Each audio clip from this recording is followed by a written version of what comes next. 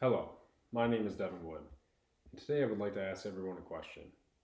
Have you ever drove over a bridge while on a scenic drive, looking at the fall colors and seeing people fishing in the river below?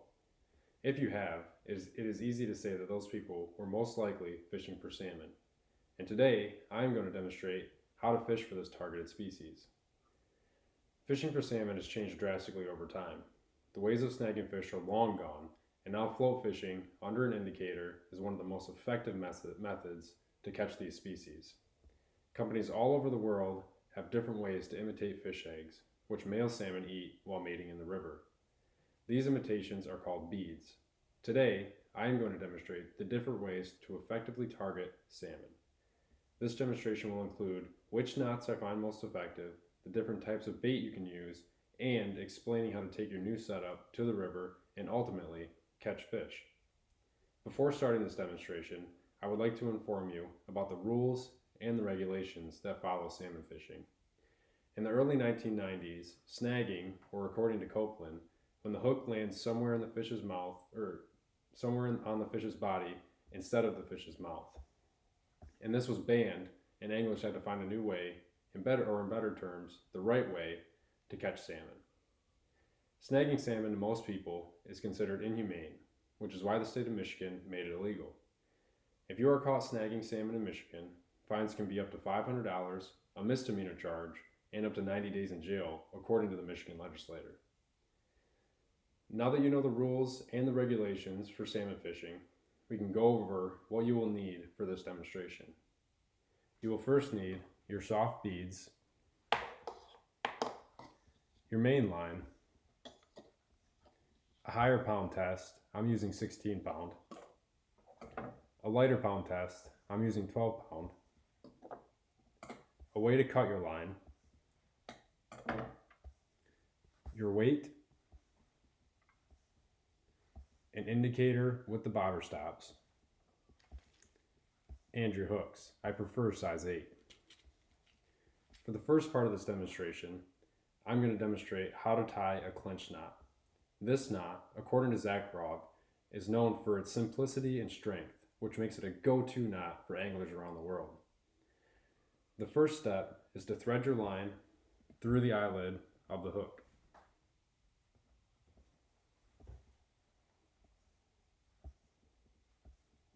And then, holding the hook with your non-dominant hand, you will loop the line over itself 6 times.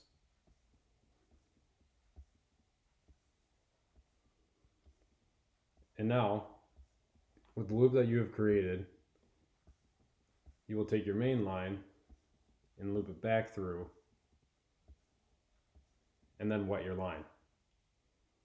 You will now pull it tight, and you have effectively created a clinch knot. And then you can take your snipping tools and snip away the tag end.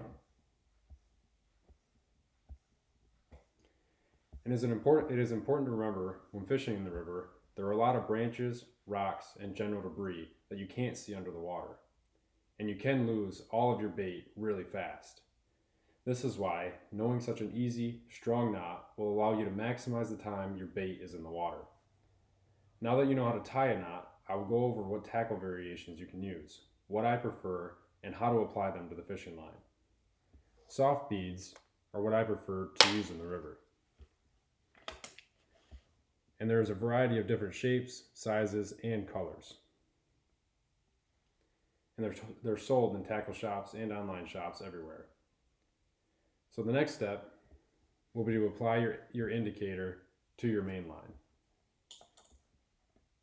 And to do this, you will take your 2 bobber stops and put them on your main line.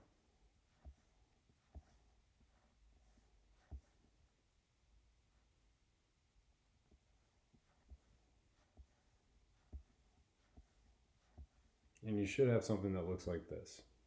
Now, you can take your indicator and put it onto your main line.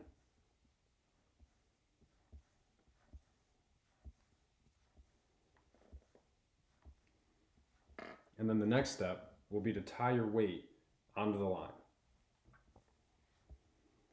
And you will use the same knot that you used previously.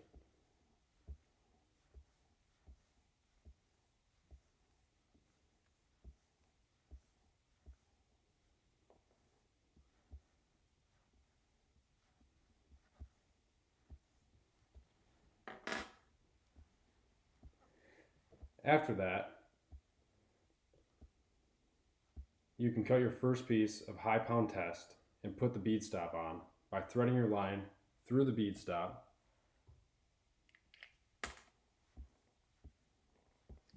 just like this, and pulling the bead stop onto your line. And now you can grab a bead, thread it through, and your bead is now on your line. After that, you can take your low pound test and do the same thing.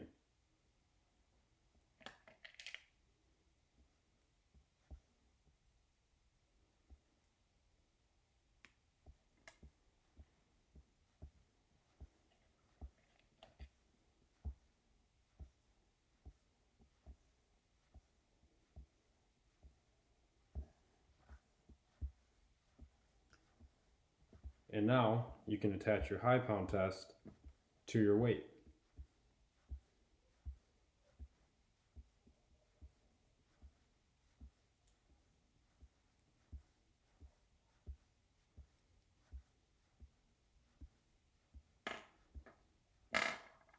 And after that is completed,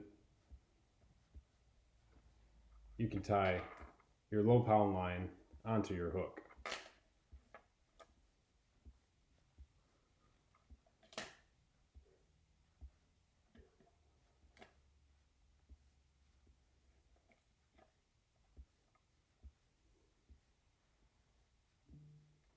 And the last step in this process is to tie your hook onto the low pound line.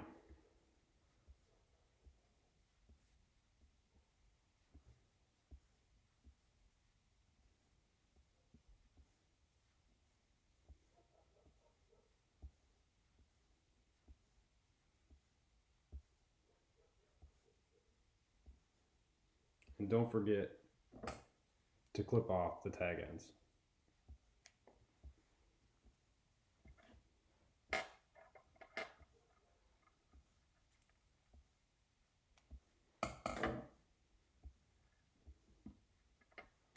And now you are left with an effective way to float fish for salmon.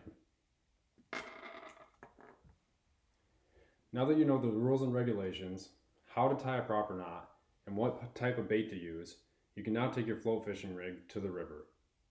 To conclude this demonstration, I would like to remind everyone that while using your newly learned methods on the river, to stop and enjoy the beauty of the river and the wildlife it supports. That is where you would truly fall in love with your new hobby. Thank you.